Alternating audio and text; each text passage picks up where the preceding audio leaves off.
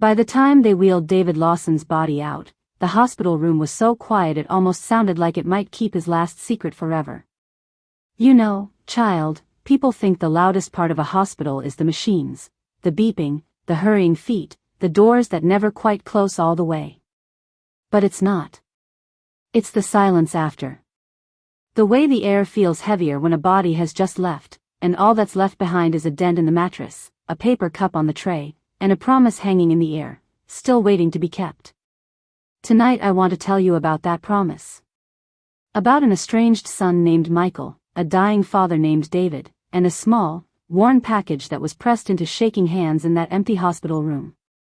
We're going to follow that promise from the moment it was whispered, all the way through the streets and years it unraveled, until it finally uncovered a secret that changed everything they thought they knew about love, betrayal, and sacrifice. Because sometimes, my dear, the real inheritance isn't money at all, it's the truth. Have you ever had someone ask too much of you, far too late? Let me take you back to the beginning of the end. The room still smelled like disinfectant and weak coffee. The blinds were half open, throwing thin gray lines across the bed. David lay in the middle of those shadows, smaller than he'd ever looked in his life. His hair, once thick and dark, had thinned into soft wisps. His hands, those hands that used to lift engines and cabinets and a sleepy little boy in one smooth motion, now trembled just trying to hold a cup of water.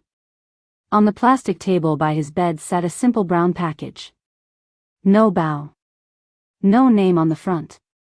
Just an old piece of twine tied in a crooked knot. The nurses had done their part. The doctors had done theirs. The machines had done all they could. Now it was time for the part only a son could do. Michael stood in the doorway for a long moment before stepping in. He was in his early 40s by then, shoulders a little hunched from years at a desk, a soft crease between his brows that hadn't been there when he was a boy. He held his car keys too tightly in one hand, as if part of him expected to turn around and leave at any second. He hadn't seen his father in almost 7 years. Not really seen him. Oh, there had been the occasional birthday text, the stiff "Merry Christmas" call that never lasted more than 2.5 minutes. But the last time Michael had looked his father in the eye was the night everything fell apart. We'll come back to that night. For now, picture him standing there, framed by the doorway, watching the man who had once seemed larger than life now looking like he might float away if a breeze came through. Are you going to stand there all day? David's voice was thin, but you could hear the old steel underneath it. Michael flinched, then stepped inside. The door clicked softly shut behind him. You look different, he managed. You look older, David said, with the ghost of a grin. Guess we both do. They stared at each other, like two men trying to read a book they'd both left out in the rain years ago. The ink had run, the pages stuck together. So, Michael said, they said it's bad. David's eyes moved to the window for a moment. It's not good. Hospitals are funny places for honesty, child. People lie all the time in them, but death doesn't. A machine beeped softly, steady but tired. How's work? David asked. Michael almost laughed. Work. As if that mattered now. As if the reason he'd stayed away all these years was his job, and not the roaring thing in his chest that sounded a lot like a broken boy. It's fine, he said instead. Busy. David nodded, as though that were something to be proud of. As though being busy were a medal rather than armor. There was a long silence. The kind that comes when two people have a lifetime of words between them and no idea where to start. Finally, David lifted his trembling hand toward the brown package on the table. The movement cost him. His fingers shook, his breath stuttered. Michael, he said, voice low, I need you to do something for me. And there it was. That old, familiar anger rose in Michael's chest before he could stop it. A request. Of course. Even on his deathbed, his father wanted something. What is it? He asked carefully. Some paperwork. I can talk to the doctors about the... Not them. David's eyes locked onto his. For the first time in years, Michael saw his father, not the man he had made him into in his mind. You. He pushed the package a few inches toward the edge of the table. The twine scratched softly against the plastic. Take this, David whispered. And give it to her. Michael frowned. Her who? David swallowed, his Adam's apple bobbing like it hurt. Sarah. Sarah Hartley. The name meant nothing to Michael. It might as well have been a stranger at the grocery store. But the way his father said it. Like a word he had held in his mouth for years and never dared to speak. Who is that? Michael asked. A lawyer? An old friend? David looked down at his hands. An old everything. He was quiet for a moment, gathering what was left of his strength. There's an address inside. Letters. A photograph. A locket. You take it all to her. You look her in the eye. And you tell her I never forgot. Something in Michael went cold. Never forgot what? Who? And why had he never heard this name before? Why me? Michael asked. You could have mailed it yourself any time in the last 40 years, by the look of that box. David's gaze didn't waver. Because I need you to carry it. Not the post office. You. He paused, catching his breath. And because you need to see her. There was an old stubbornness in Michael that rose up then. The same stubbornness he'd carried since he was a boy waiting on a front porch for a father who'd promised to come and never did. You wait until now, he said, until you're, his voice cracked. Until you're dying, to ask me for a favor? David nodded once. That's about the shape of it. A shadow of a smile, sad and crooked. I've never been good with timing. Have you ever wanted to say no so badly your whole body felt it? Michael wanted to say no. To lay every missed baseball game, every broken promise, every cold dinner on the bed between them and walk away. But David was looking at him with eyes that had finally dropped all their pride. Please, he said. Just that one word. It came out like it had never come out of his mouth before. Promise me, Michael. Promise me you'll find her and give her that package. Michael stared at the brown paper. It looked ordinary. Harmless. But you and I know, the most dangerous things in this life don't always look like danger at all. Sometimes they look like a small box wrapped in old paper. I don't even know who she is, Michael said. You will, David whispered. And when you do, you'll understand me. Or you'll hate me more. Either way, the truth deserves to breathe. The truth doesn't heal in the dark, it has to see daylight. The heart monitor gave a little hiccup, as if disturbed by the weight in the room. Please, David said again. I can't go without knowing you'll do this. For a moment, Michael was 8 years old again, watching his father pack a suitcase, promising he'd be back before you know it, and leaving for 3 weeks that felt like a lifetime. Back then, he hadn't had a choice. Now he did. Fine, Michael said, the words sharp as glass. I'll do it. I promise. The effect was immediate. David's shoulders relaxed, just a little. His eyes closed for a second, like a man finally setting down a bag he'd carried too long. Thank you, he breathed. Michael picked up the package. It was heavier than it looked. The twine bit into his palm. When he turned back, ready to ask one more question, just one more, about who Sarah was, why she mattered more than any of them, the heart monitor's beeping changed. Long flat. Unbroken. The nurse rushed in. There were hands, and murmured words, and then that slow, formal sentence that doesn't sound like any language you know, time of death, 7:42 p.m. And then silence. The bed was straightened. The body was wheeled away. The machines went still. And in that empty hospital room, under that thin gray light, the only thing left breathing was a promise clutched in a son's shaking hand. The thing about promises, my dear, is that they don't care how you feel once you've made them. Michael walked out of that hospital with the package under his arm and a hollow ache in his chest. The night air hit him like a slap, cold, smelling of wet pavement and exhaust. He could have dropped it in the nearest trash can. He thought about it. Standing there by the parking lot lights, he looked down at the brown paper, at the twine knot, at the faint impression where David's fingers had pressed into it over the years. "What are you?" he muttered, "that he carried you this long?" In the end, he didn't throw it away. Not because of love, not yet. Because of something smaller and meaner, stubbornness. If his father was going to drag some stranger's name into his last minutes on Earth, Michael wanted to know why. At home, the world went on like nothing had changed. His daughter asked for help with homework. The dishwasher hummed. His wife, Anna, watched him carefully, like a man she loved who had one foot in a place she couldn't see. "How was he?" she asked softly, later that night, when the house was quiet. Michael stared at the ceiling. "Dying," he said. "And still finding new ways to make things complicated." He didn't tell her about the package. Not yet. Sometimes we hold back the most important parts because saying them out loud makes them real. Are there words you've swallowed for years, afraid of what they might change? He put the package in the back of his closet, behind an old pair of boots and a box of tax returns.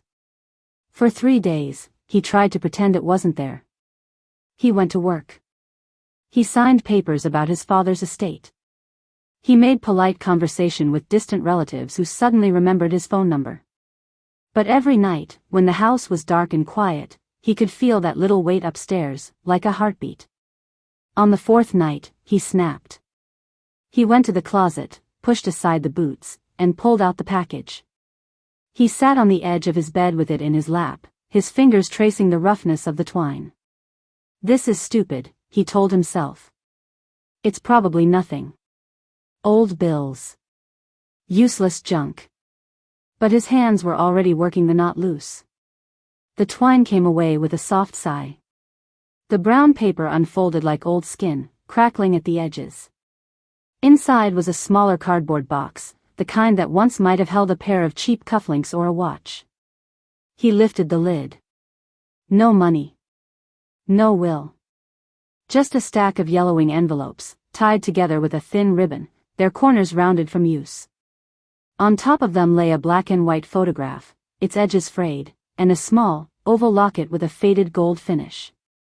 It was the kind of locket you might see in your grandmother's jewelry box, the clasp worn soft from years of being opened and closed.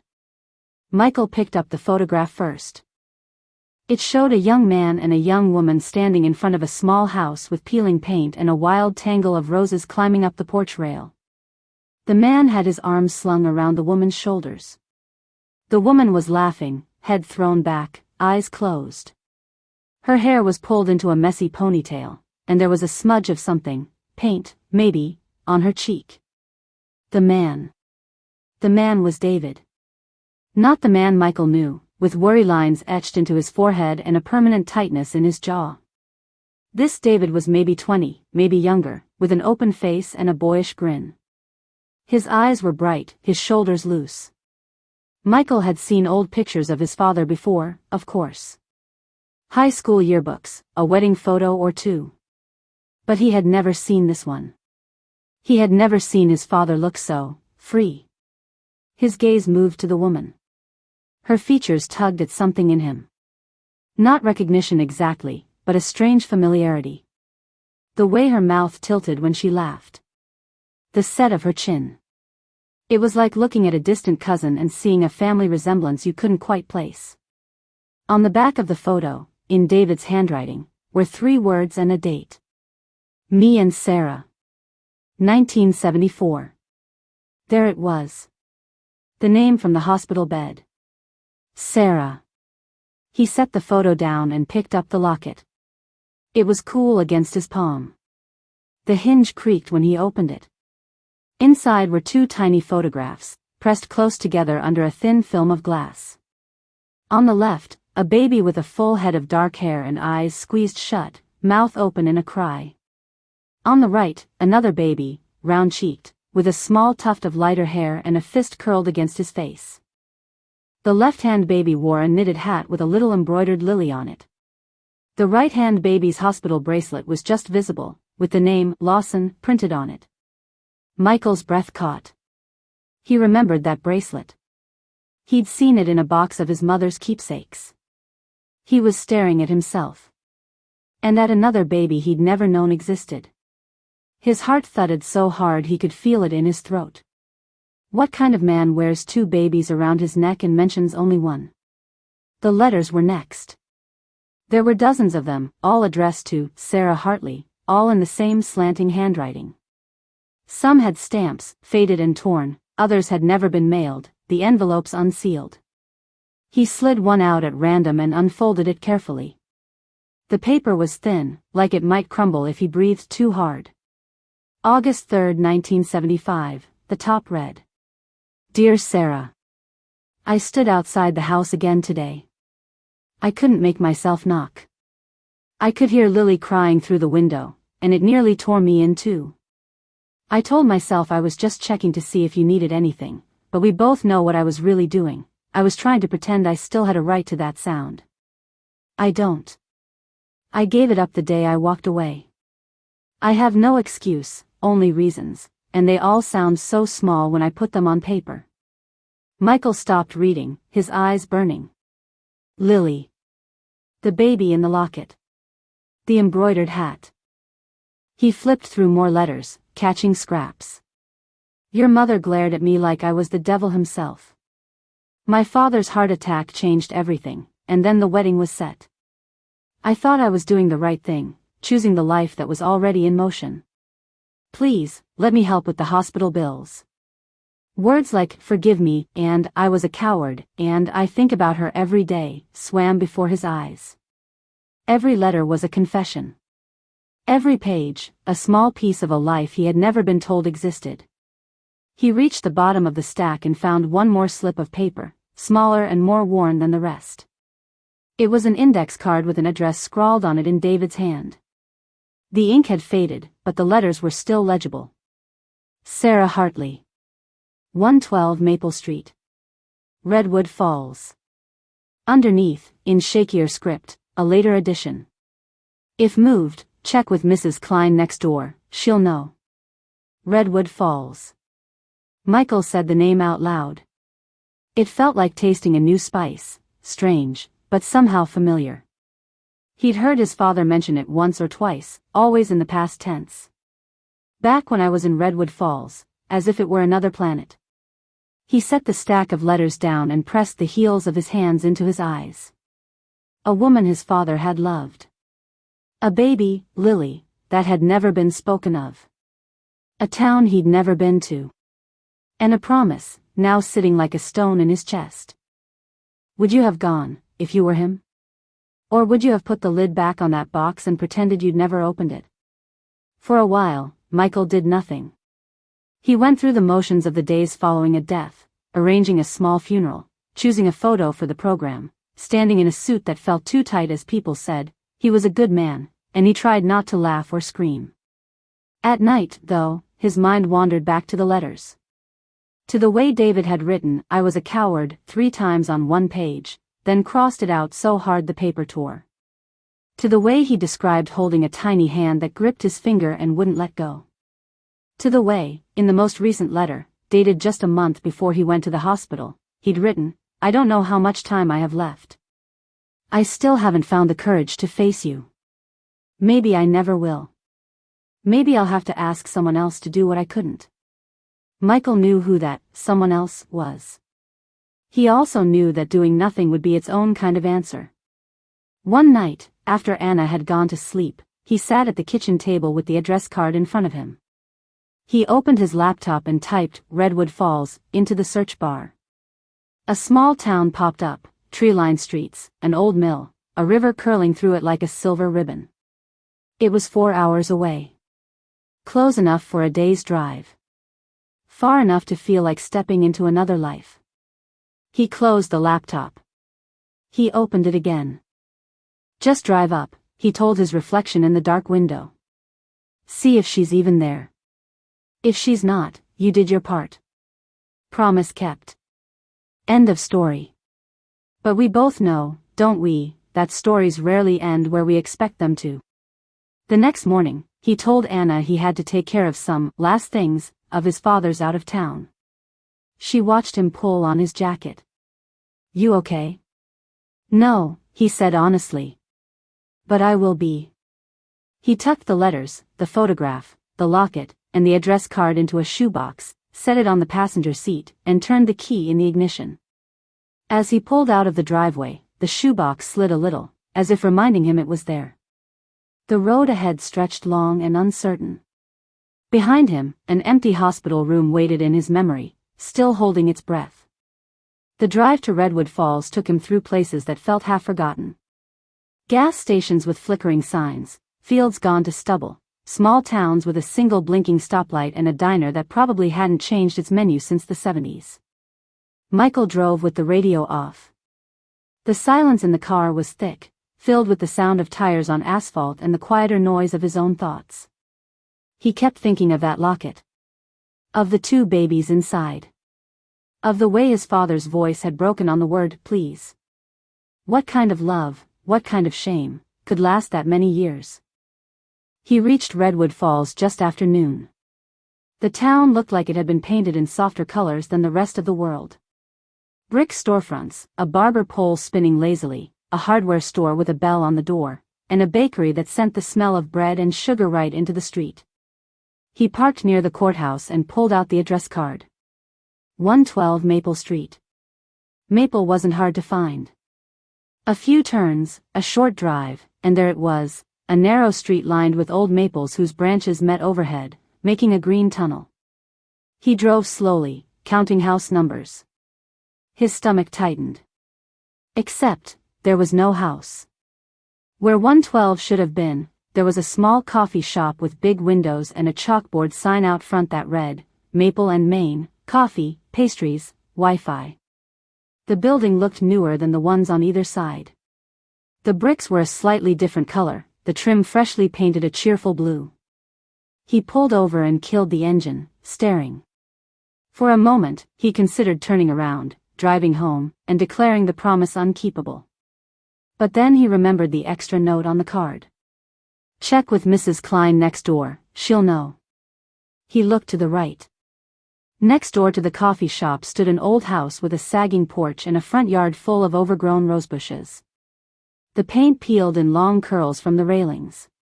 A wind chime made from spoons and forks tinkled uneasily in the breeze. He got out of the car, the shoebox heavy in his hands, and walked up the cracked path. The steps creaked under his weight. He knocked. For a long moment, nothing happened. Then he heard the shuffle of feet, the clack of a chain being slid back, and the door opened just a few inches. An old woman's face appeared in the gap. Her hair was white and piled on her head in a loose knot, and her eyes were sharp as a bird's. Yes, she said. Hi. Michael cleared his throat. I'm looking for a Mrs. Klein. You found her, she said. Unless you're selling something, in which case you didn't. I'm not, he said quickly. My name is Michael Lawson. I think you might have known someone my father knew. A woman named Sarah Hartley? The door opened another inch. Mrs. Klein's eyes narrowed, studying his face. Lawson, she repeated. David Lawson? Yes, he said, startled. She snorted softly. Well, I'll be. Time finally came due, did it? Before he could ask what she meant, she unlatched the chain and opened the door all the way. Come in, she said. I don't like my neighbors hearing my business, even if they are just a coffee shop. The hallway smelled of mothballs and something baking, maybe apples. Family pictures crowded the walls, their frames a mix of brass and plastic and hand-painted wood. He followed her into a small living room crammed with doilies, porcelain figurines, and stacks of magazines. She waved him toward a floral armchair that felt like sitting in a stuffed animal. So, she said, lowering herself onto the couch with a soft grunt, David finally sent someone. Michael tightened his grip on the box. You knew my father? Knew him when he still had some sense in his head, she said. Before he went and threw his heart in the river. She peered at him. You've got his eyes. And Sarah's wary look. Funny, that. Michael blinked. I have. Sarah's what? Mrs. Klein waved a hand. Never mind. What do you want to know? First, he said, I need to find her. Sarah. The address I have is for the coffee shop next door. Of course it is, she muttered. They knocked her house down 8 years ago.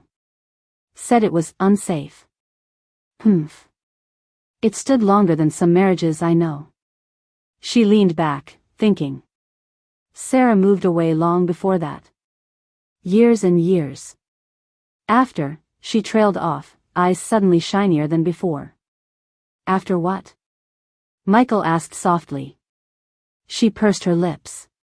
After Lily. Her girl. The name hit him like a physical thing. Lily, he repeated. You know the name? She asked, surprised. He hesitated, then lifted the lid of the shoebox. He took out the locket and opened it, holding it out to her. I know her like this, he said. Mrs. Klein's hand went to her mouth. Oh, my lord, she whispered. He kept it. You recognize her? Michael asked. Of course I do. She touched the tiny baby on the left with a trembling finger. I was there the day she was born. She came into the world screaming and didn't stop for 3 weeks. Strong lungs, that one. Her eyes moved to the other baby. And that must be you. Michael nodded. His throat was tight. Where did Sarah go? He asked. Gray Harbor, she said. Little town on the coast. Her sister took a job there, and Sarah followed after everything. Said she couldn't stand walking past this house and seeing ghosts in the windows. Do you have an address? He asked. Mrs. Klein chuckled dryly. Do I look like the internet to you? He started to apologize, but she waved him off. I've got something better. She reached for a worn leather address book on the side table, its pages bulging with old notes and folded scraps. Flipping through, she stopped, then pulled out a folded envelope from between 2 pages. I've been holding on to this for a long time, she said. Never thought I'd see the day I could give it to the right person. She handed it to him. The envelope was addressed in Sarah's neat handwriting, for David, if he ever grows a spine. There was no stamp. No return address. On the back, in smaller letters, if I can't give this to you myself, maybe Marie can. Marie? Michael asked. That would be me, Mrs. Klein said. She left it with me years ago. Said if he ever came back, I was to put it in his hand. Well, he never came. So you'll have to do. His fingers shook a little as he opened it. Inside was a single sheet of paper and a small index card. He read the card first. Sarah Hartley. Care of Hartley and Daughters Florist. 17 Harbor Lane. Gray Harbor, MA. He sucked in a breath. It was current enough to include a state abbreviation. That had to be something. The letter was short. David. I don't know why I'm writing this. Maybe because I'm tired of talking to you only in my head. Lily is gone. She was braver than either of us, right until the end. She asked about you. I told her you loved her, even if you didn't know how to show it. I hope that wasn't a lie. I told you once that if you ever wanted to see us, really see us, you knew where to find us. You never came. If you do someday, Marie will give you this. And if you can't come, then I guess that says everything too. We're moving to Gray Harbor to be closer to my sister. There's a little shop there where I can keep my hands busy so my mind doesn't eat me alive. If you ever decide to stop running, from yourself more than from me, you know the address. Sarah. By the time Michael reached the end, his eyes were burning. How old was Lily? He asked hoarsely. 16, Mrs. Klein said softly. A heart that big and a body too small to hold it. He closed his eyes. He pictured a girl with David's eyes and Sarah's laugh. Somewhere between the babies in the locket and the woman Sarah might have been when she wrote that letter. A girl who had asked about her father and never gotten to see him as anything other than a ghost at the edge of her life. What happened to her, he asked, even though he already knew the answer was, she died. Bad heart, Mrs. Klein said. Born with it. They did what they could. There were fundraisers, a whole town of people baking pies and washing cars to send her to some big hospital in the city. She glanced at him. He helped, you know. Who did? David, she said. You think we didn't recognize his handwriting on those anonymous checks? He'd come to town sometimes, stand across the street, watch the house. He thought he was invisible, but grief has a way of glowing. I saw him. Michael swallowed hard. He remembered times as a teenager when his father had disappeared for a day or two with no explanation, coming back quiet and hollow-eyed. He'd assumed it was work. Or another one of their many silent arguments he wasn't privy to. Now another picture started to take shape. Why didn't anyone tell me, he muttered, more to himself than to Mrs. Klein. Tell you what? She asked gently. That your father was a foolish man who loved two families and didn't know how to be whole in either one? She sighed. What good would that have done you back then? He didn't have an answer. Have you ever realized that the story you'd been telling yourself about your life was missing whole chapters? He folded the letter carefully and slipped it back into the envelope, along with the Gray Harbor address card. Thank you, he said. For keeping this. For remembering them. Mrs. Klein studied him for a long moment. You going to see her? He looked down at the shoebox in his lap.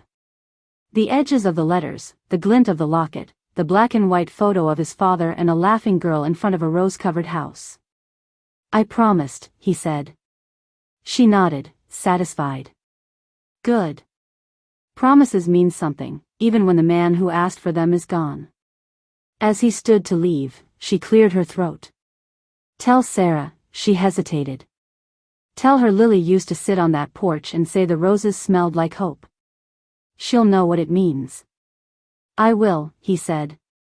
He walked back out into the sunlight, the air tasting different now. The road home was behind him.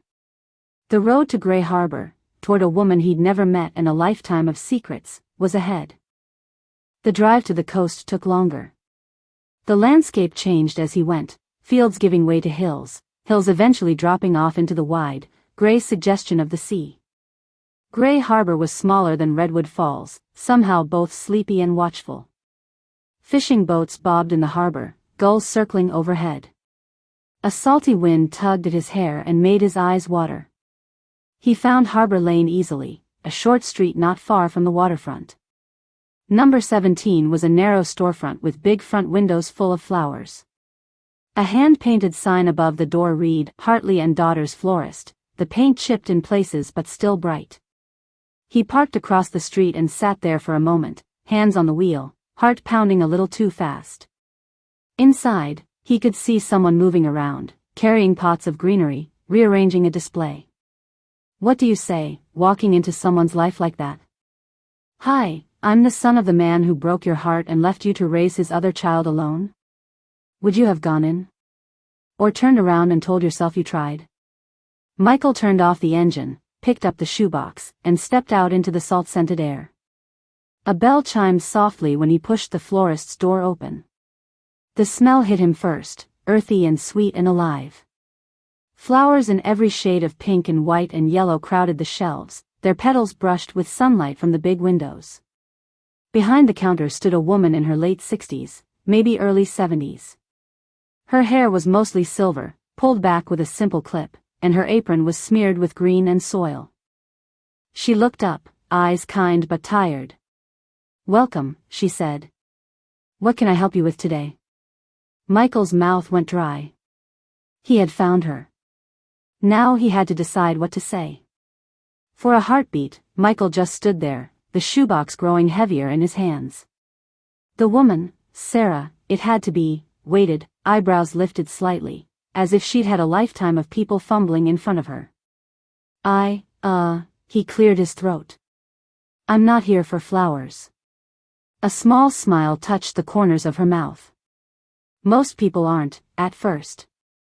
They come for apologies, or congratulations, or to make up for forgetting an anniversary. Flowers are just the costume those feelings wear.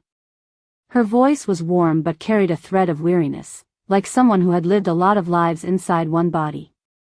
I'm looking for Sarah Hartley, he said finally.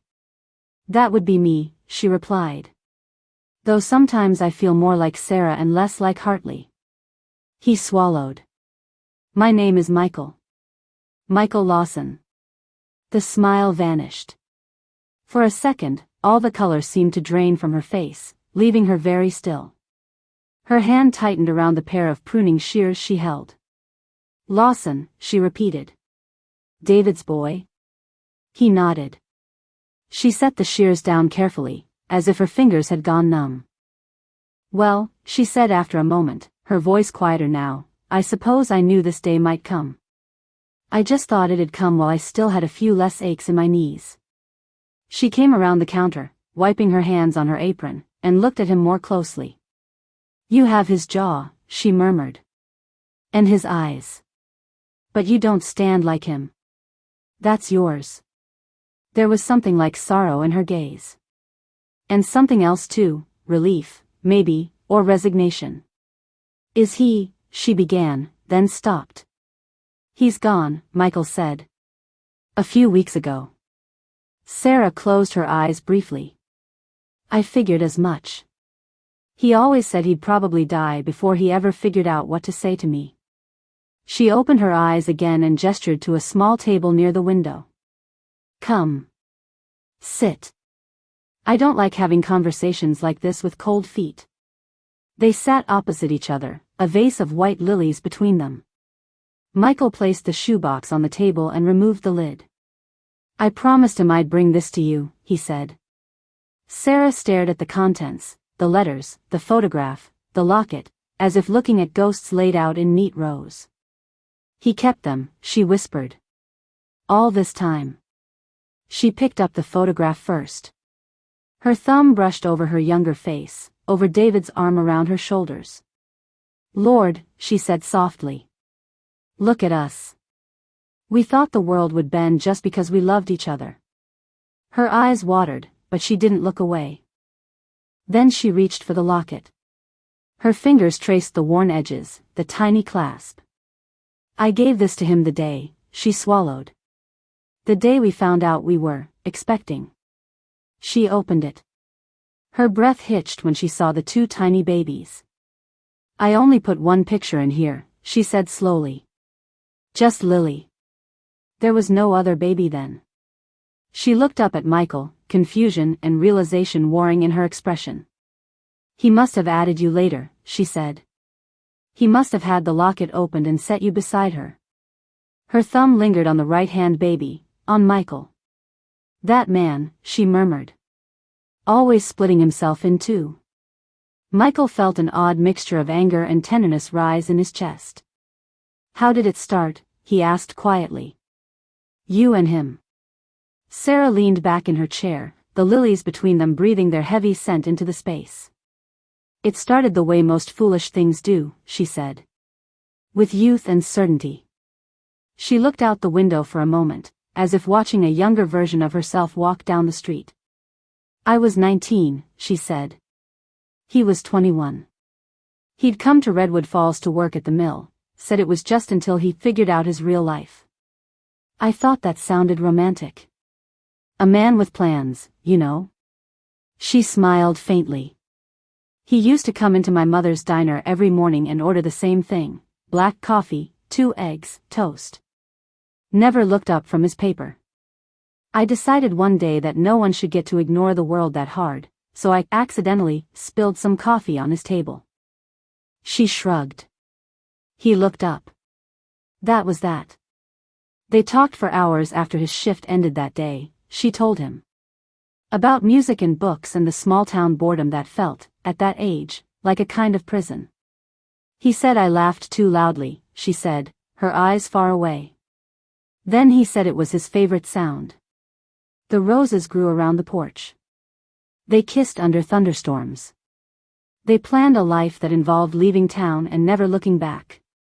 And then? Michael prompted gently. And then real life came calling, she said. His father had a heart attack back home. His mother called, crying. There was a family business, debts, expectations. He said he'd go for a few weeks, help get things in order, then come back. She laughed, but there was no humor in it. You can probably guess how that went. Michael nodded slowly. He'd heard bits of that story from his mother, how David had come home to help his parents and ended up staying, marrying the nice girl from church who helped his mother with casseroles and Sunday bulletins. He'd never known who got left behind in that telling. What about, he hesitated, then plunged ahead. What about Lily? Sarah's mouth trembled. She looked down at her hands, at the dark line of soil under her fingernails. I found out I was pregnant a week after he left, she said softly. I wrote him 3 letters in those first few days. Tore them all up. Finally sent one. Didn't hear back. Her eyes glistened. By the time he answered, he was already engaged. To your mother, I assume. Michael's stomach clenched. He came back once, when I was about 6 months along, Sarah continued. Stood on my porch, hat in his hands, looking like a boy who'd been told to apologize but didn't know what for first.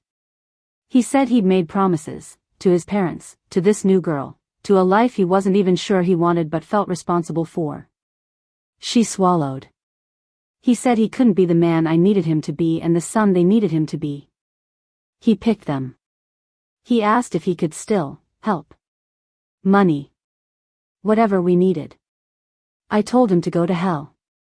There was no pride in her voice when she said it, only tired honesty. Love isn't a charity, I told him.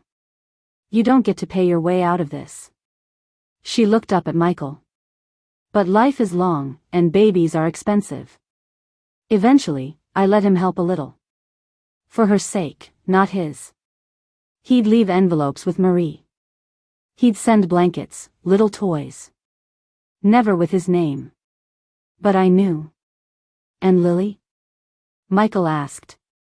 Did she know he was her father? Sarah took a deep breath. For a long time, he was just Uncle Dave, who visited sometimes, she said.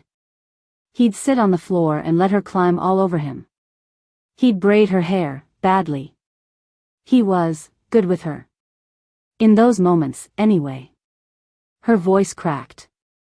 When she was 10, she asked me why Uncle Dave had her nose. What did you tell her?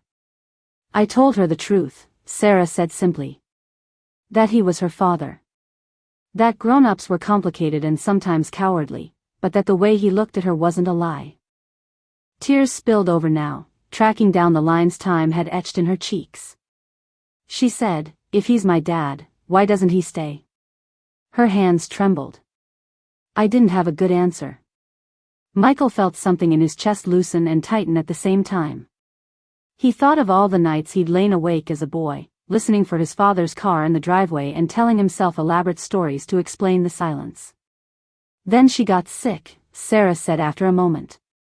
We thought it was just fatigue at first. She was always running around, always doing too much. But then she started fainting. Her lips would go blue if she ran up the stairs. She closed her eyes. When they said congenital heart defect, it sounded like a foreign language. All I understood was expensive and not guaranteed. The town rallied, she said. Bake sales. Car washes. Jars by the register at the diner. And then these anonymous checks started coming. Always just enough to cover the gap when we were short. I knew it was him. I hated that I was grateful. Michael pictured David at their kitchen table, writing those checks late at night, the lamplight making shadows under his eyes. He pictured his own childhood, the worn-out couch, the canceled vacations, the excuses about tight times at work. Had those tight times been surgeries, medications, hotel rooms near hospitals for a girl he had never been told about? Anger flared in him. All those years, he said, his voice low. We thought he was just cheap. Or bad with money. My mom and I, he trailed off. Sarah watched him carefully. You thought he was choosing a smaller life for you, she said. In a way, he was choosing a larger one, just badly. Why didn't he tell us? Michael burst out. Why didn't anyone tell me I had a... He stopped, throat closing around the word, sister. Because we were trying to protect you, Sarah said quietly. And maybe ourselves. Maybe our pride. She reached across the table, resting her hand near his, not quite touching. We thought we were sparing you the confusion, she said. The divided loyalties. We thought, let him have one solid story of his father, even if it's not the whole truth. She gave a small, sad smile. Turns out half-truths get heavy, don't they? He nodded, unable to speak. What happened to Lily? He managed after a moment, though he already knew. Sarah's gaze drifted to the lilies in the vase between them. She made it to 16, she said. Longer than they first thought she would. Stubborn girl. She wanted to be an artist. Drew on everything, paper, walls, the backs of receipts. Her lips curved, remembering. She used to draw him, you know. This father she always half had. Tall, with sad eyes. She said she could tell he was sad, even when he was smiling. The day it got bad, Sarah told him, they'd gone to the hospital again. The doctors had that look people get when hope is a math problem and the numbers don't add up. They called him, she said. I gave in. I thought, if she's going to go, let her at least see him one more time as who he is, not a shadow. Her hands clenched in her lap. He didn't make it in time, she whispered. By the time he got there, it was over. He sat in the parking lot for an hour, holding that locket, before he came in to see her. Michael's heart pounded in his ears. I saw him through the window, Sarah said. Kneeling by her bed. Talking to her like she could still hear. Maybe she could. I don't know. She looked at Michael, eyes shining. He looked like a man who had finally realized that running away doesn't save you from anything worth saving. Silence settled between them, full of ghosts and missed chances. After a while, Michael reached for the letters. These are all to you, he said. He never mailed most of them. Sarah nodded. That sounds like him.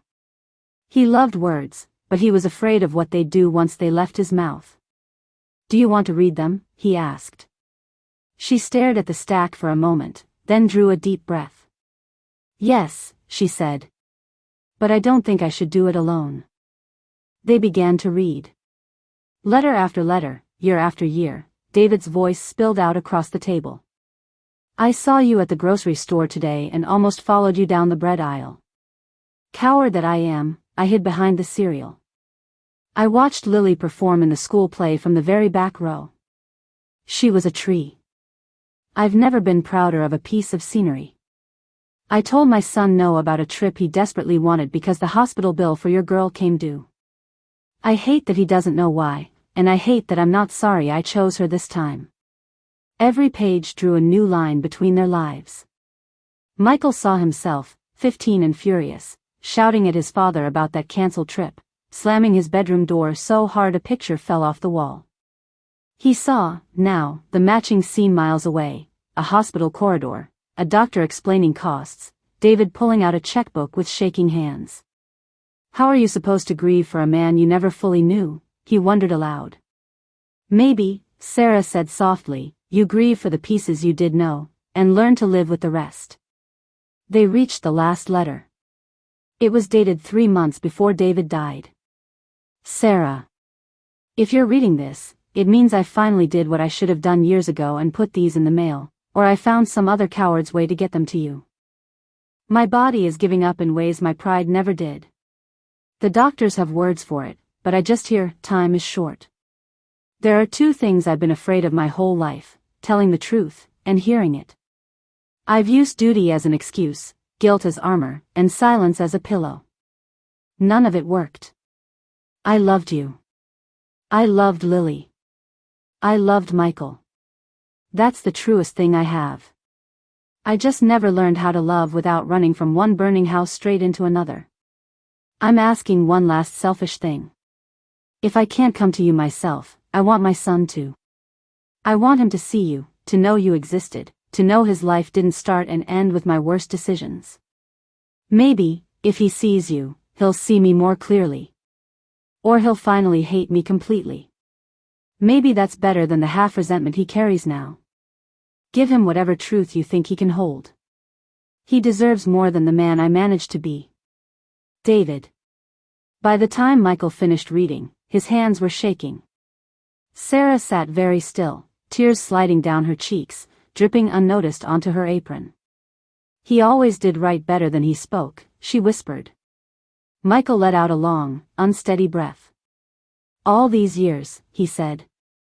I thought he didn't care. Or cared in all the wrong ways.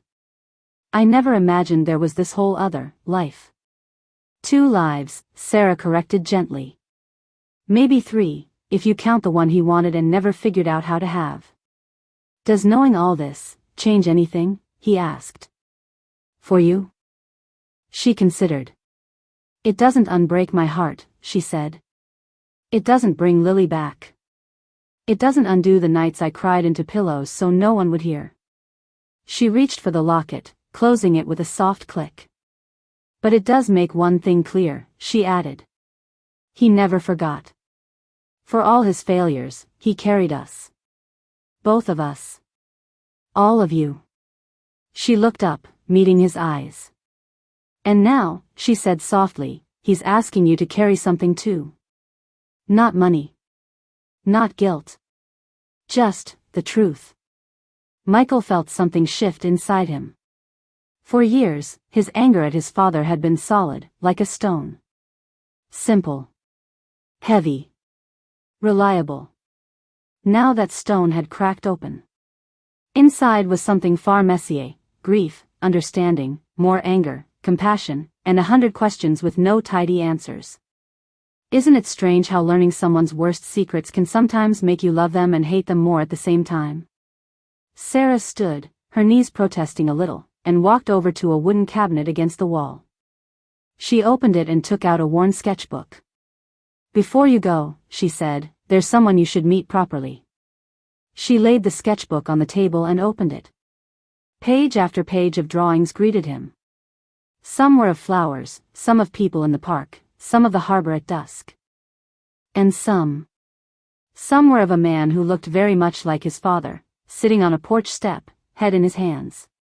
Of a boy on a bike riding away from a house. Of a girl standing between them, reaching out toward both, arms not quite long enough to touch either. These are Lily's, Sarah said proudly. She saw things the rest of us missed. Michael's throat tightened. On the last page was a drawing of 2 babies in a locket, pressed side by side, surrounded by roses. Above them, in shaky handwriting, the words, maybe someday. He ran his finger lightly over the paper. I thought you should know, Sarah said quietly, that she didn't hate you. She didn't even know who you were. But she liked the idea of you. She used to say, maybe someday I'll meet my other half family. Michael laughed softly, brokenly. I wish I could have met her, he said. Sarah nodded. Me too. They sat for a long while after that, trading stories. Michael told her about his childhood, the night David had sold his beloved guitar because he said they needed the money, how Michael had screamed at him for never caring about anything I care about. Sarah smiled sadly. That guitar helped pay for a medication that gave Lily 3 more months, she said. The memory reorganized itself in his mind. The villain and the hero, it seemed, had been living in the same skin all along. At last, the sun outside dipped lower, turning the flower shop's windows a warm gold. Michael stood, feeling wrung out and strangely lighter. I don't know how to feel about him, he admitted. I don't know if I ever will. That's all right, Sarah said. Feelings aren't a test you pass. They're weather. They change. She reached out and took his hand. What matters, she added, is what you do with what you know now. He squeezed her hand gently. What are you going to do? He asked her. She looked around at the flowers, at the sketches on the wall, at the locket resting on the table. I'm going to forgive him as much as I can, she said. Not for his sake. For mine. Holding anger that long is like hugging a cactus and wondering why you're bleeding. She pressed the locket into his palm. You keep this, she said. He carried it long enough. Let it remind you that you weren't the only story in his life, but you were one of the most important ones. Michael hesitated. Are you sure? It belongs with the living now, she said. Besides, I've got my own memories. That's more than enough. He slipped the locket into his pocket. It lay there, warm from her hand, a small, solid weight. As he reached the door, she called after him. Michael? He turned. Tell your mother, she said. Or she'll spend the rest of her life thinking you only ever heard his side. She deserves your honesty too. He nodded slowly. I will, he said. And Michael, she added. Yes? Don't wait as long as he did, she said. To tell the people you love the hard things. Secrets don't save anyone. They just rot between the floorboards. Her words followed him out into the cool evening air. Silence can break a family more quietly than any shouted word. He looked back once, through the flower shop window. Sarah stood among the lilies, a woman who had learned to grow beauty out of broken things. The sea air tasted like salt and second chances. Michael drove home in the dark, the dashboard lights casting his face in a pale glow. The locket lay on the seat beside him now, the chain coiled like a question mark. Every mile he drove seemed to pass through a memory, his father at the kitchen table, his mother washing dishes in silence, himself slamming doors, hugging trophies, muttering, I don't care, when he cared more than anything. What do you do, child, when the story you've told yourself about someone turns out to be so incomplete? You start again. That's all you can do. The first person he went to was his mother. Her house hadn't changed much since he was a teenager. The same couch, a few more throw pillows. The same framed cross-stitch on the wall, home is where the heart is. He'd always thought that was a little cruel, given how often David's heart had seemed to be somewhere else. She opened the door before he could knock twice. Her eyes were puffy, as if she had been crying for days and then stopped only because she ran out of tears. Michael, she said, pulling him into a hug that surprised them both. He hugged her back. Really hugged her, not the distracted, one-armed thing he'd fallen into in recent years. They sat at the kitchen table with mugs of tea. It was the same table where so many unspoken arguments had simmered over the years. How was it? She asked. The arrangements? The people? They were fine, he said. But that's not what I'm here to talk about. She watched him carefully. What then? He took a deep breath. I met someone, he said. Someone Dad knew a long time ago. Her name is Sarah Hartley. Her reaction was immediate and unmistakable. A flinch, like someone had slammed a door nearby. I see, she said, her voice suddenly very calm. You know the name, he said gently. She stared into her tea. Yes, she said. I know the name. How long have you known? He asked. Since before you were born, she said. Before we were married, even. She laughed bitterly. Your father was many things, but subtle was not one of them, at least not with his guilt. He told me, in his own clumsy way. Said there was someone else he'd cared for. That there was a baby. That he'd made a mess of things and was trying to do the right thing now. She shook her head. I thought I understood what that meant. Turns out I only understood the parts that made sense to me. Why didn't you tell me? Michael asked, his voice breaking only a little. She rubbed her forehead. What would it have done to you, knowing your father had another child? Another life? Maybe I would have understood him better, Michael said. Or at least hated him honestly.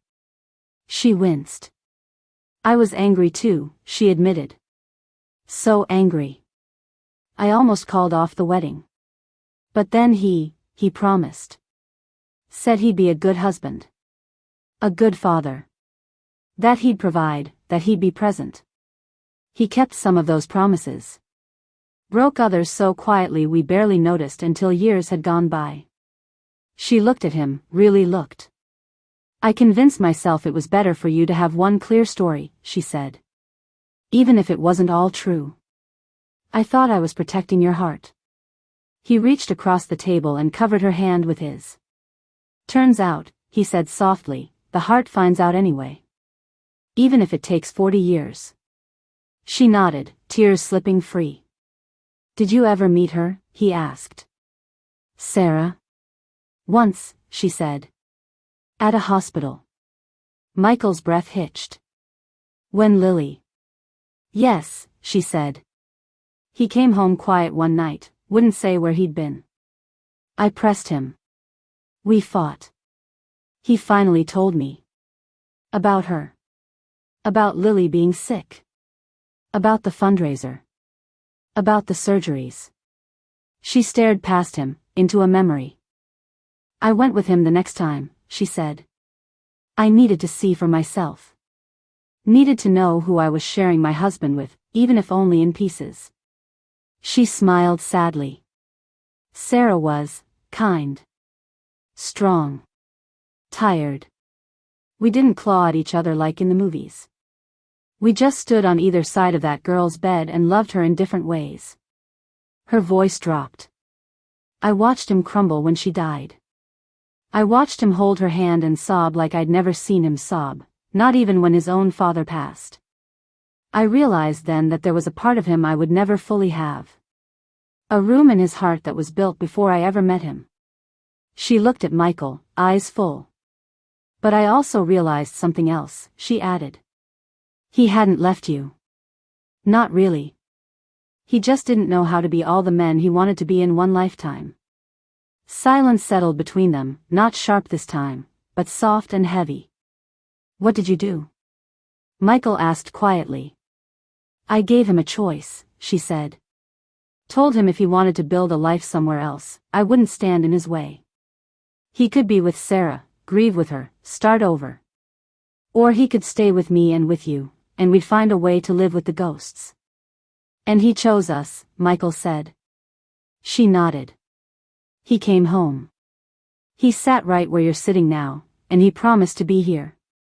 And he was, in his way. His body, at least. His heart, she sighed. His heart was always a bit of a wanderer. Michael thought of David at the hospital bed, asking him to carry the truth the last few yards he couldn't walk himself. Do you hate him? Michael asked. She shook her head slowly. I tried, she said. For a while. But hate is heavy, and I had a baby to hold. Then a boy to raise. So I put most of it down. Picked it up again some nights, just to remember I could. Then set it down again in the morning. She smiled through her tears. I loved him. Stupidly, stubbornly. I loved him even when I shouldn't have. That's just the truth of it. He squeezed her hand. I don't know if I can love him, he admitted. Not the way you did. You don't have to, she said. You just have to choose what kind of man you'll be with what you know now. He let her words sink in. Outside, a car drove by, its headlights sweeping across the kitchen wall like a slow, moving spotlight. Mom, he said quietly, I met Sarah. I read the letters. I saw Lily's drawings. A sob escaped her at the mention of Lily's art. Was she began, then couldn't finish. She was wonderful, he said. Even on paper. They sat together until the kettle on the stove went cold, talking and not talking.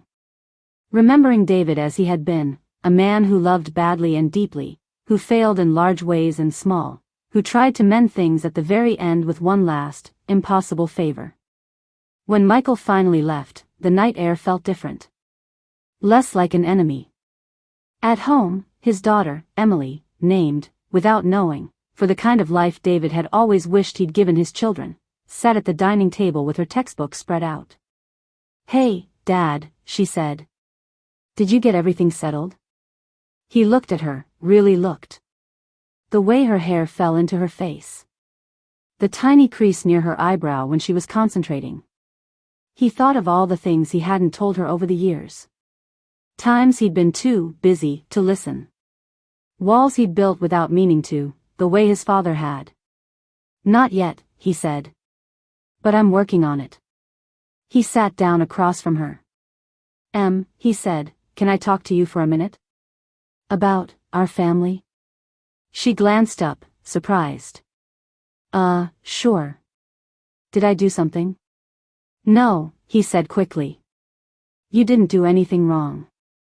I realize today that there are things I don't want to leave unsaid." He told her a version of the story. Not every detail, not yet, but enough. About her grandfather, and a woman named Sarah, and a girl named Lily who used to draw the world the way she wished it could be. Emily listened wide-eyed, the pen in her hand forgotten. "So I had, kind of an aunt?" she asked. "In a way," he said. "A half-sister I never got to meet. And now I have choices to make about how I carry that.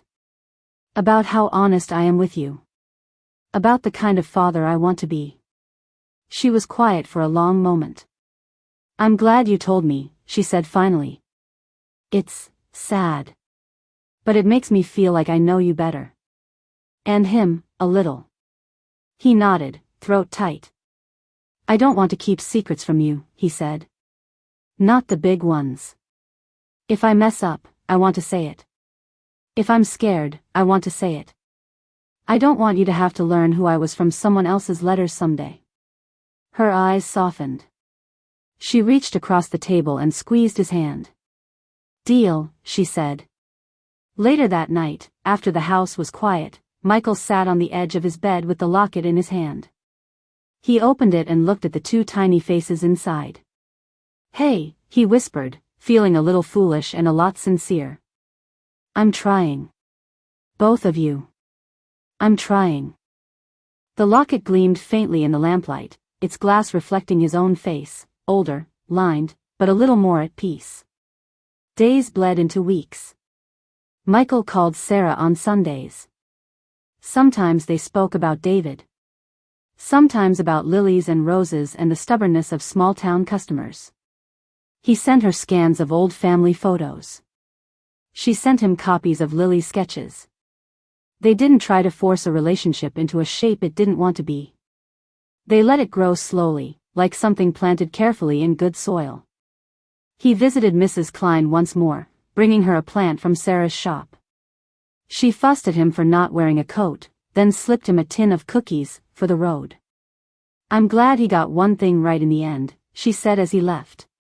"What's that?" he asked. "Sending you," she replied. He didn't argue. Because for all the ways David had failed, and there were many, that one request, that one promise in an empty hospital room, had become a doorway instead of a wall.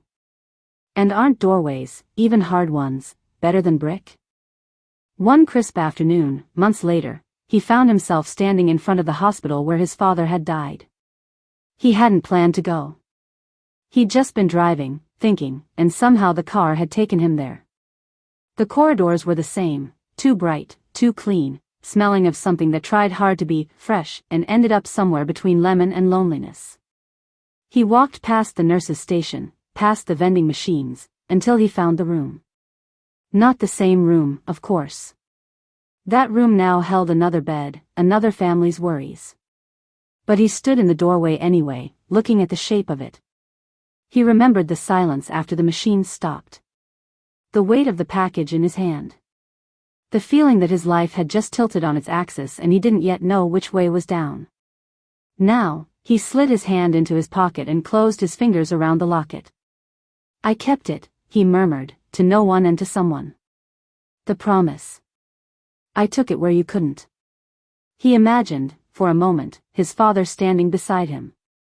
Not the sick man in the hospital bed, but the younger one.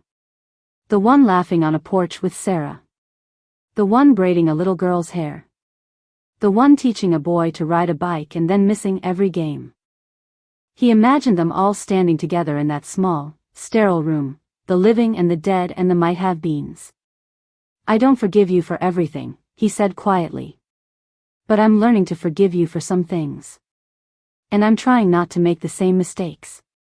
He thought of the way he now told his daughter when he was afraid. The way he called his mother twice a week. The way he didn't change the subject anymore when the conversation turned uncomfortable. He thought of Sarah, trimming stems in a flower shop by the sea, humming to herself as she arranged lilies and roses in a vase. He thought of Lily, somewhere beyond all of this, perhaps laughing at how long it had taken them all to get here.